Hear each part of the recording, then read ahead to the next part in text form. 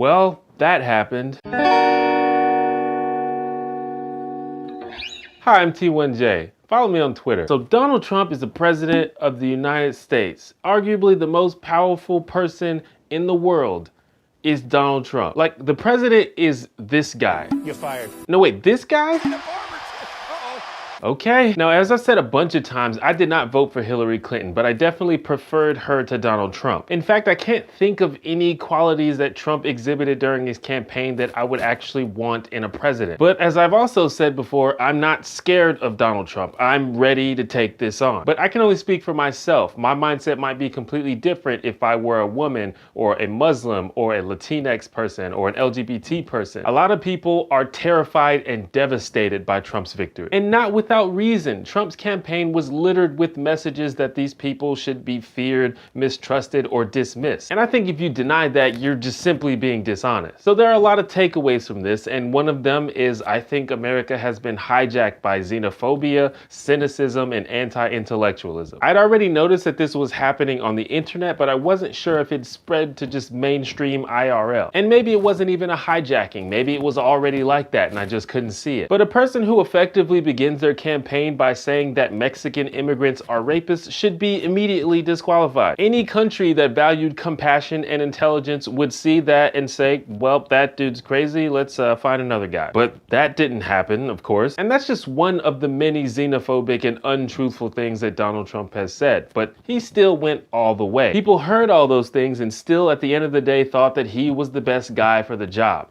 That's what scares me, not Trump himself. And don't get me wrong, there are crazy, hateful people everywhere, in every party, on every side. I just didn't think one of them could garner enough support to become the president. The second thing to take away from this is how massively the government establishment and the media has failed the citizen. And this is especially the Democratic Party and the liberal media. People are that disillusioned with Washington and its bullshit that they were willing to elect a guy that formed sentences with the grace of an 8th grader. I'm speaking with myself, number one, because I have a very good brain and I've said a lot of things. That's an actual sentence that actually came out of a grown man's mouth. I'll take strategery over that any day. It's almost like our intelligence was insulted. You show us a candidate like Hillary Clinton, who we know is cozy with Wall Street, who we know is a warmonger, and who we continue to be shown was unethical and corrupt and dishonest in various ways. But everyone keeps telling us, no, but I promise she's on your side, just believe us. Also, she's a woman, that's pretty cool.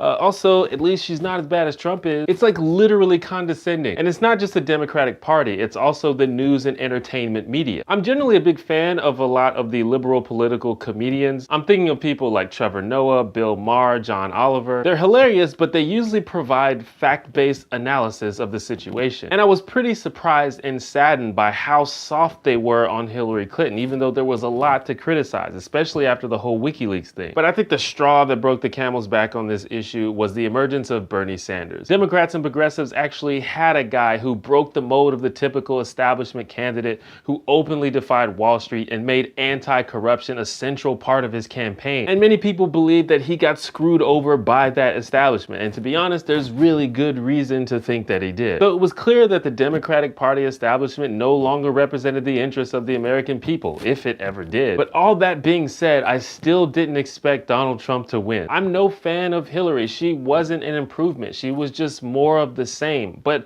I strongly prefer more of the same than a giant step backwards. I didn't think Trump's status as an outsider, something different, while understandably attractive, I didn't think it was enough to overcome all of the hateful, fear-based rhetoric. I didn't think there were enough people who could overlook, if not support something like that, just to overthrow the establishment. And to be honest, I don't think there should have been enough people. But I was definitely wrong about that. And yes, as far as we can tell, Hillary won the popular vote, so it's not everyone, not even a majority of people, but it's enough to say that something is going on in America. About 60 million people, that's 25% of the people that were eligible to vote, and roughly 50% of the people who did vote did so for Donald Trump. In spite of the Mexican rapist thing, in spite of the suggestion to ban all Muslims from coming into the country, in spite of his history of shady and unsuccessful business practices, in spite of him selecting Mike Pence, who is one of the most anti-gay politicians ever. In spite of all that, 60 million people thought that he was the best candidate available. That's just not the country that I thought I lived in. And maybe I shouldn't have been so naive about that. But all that said,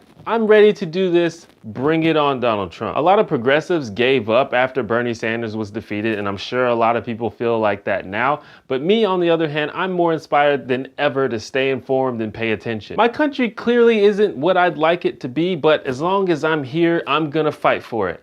May the best man win. Trump could very well turn out to be a good president. I don't know yet, he hasn't started yet, but he's got the job. I'll give him a chance. But let's just say if he turns out to be the same guy that I saw on the campaign trail, it's gonna be a long 4 years. And to be clear, it was gonna be anyway, but now especially so. Particularly for certain groups of people. And all I can say is you guys are gonna be hearing from me a lot. That's just me though. Thank you for watching this video. You can check out my last video here. If you find any value in my videos, or if you just want to support me, consider becoming a patron on Patreon. Remember to stay Heiko and subscribe if you like my hair.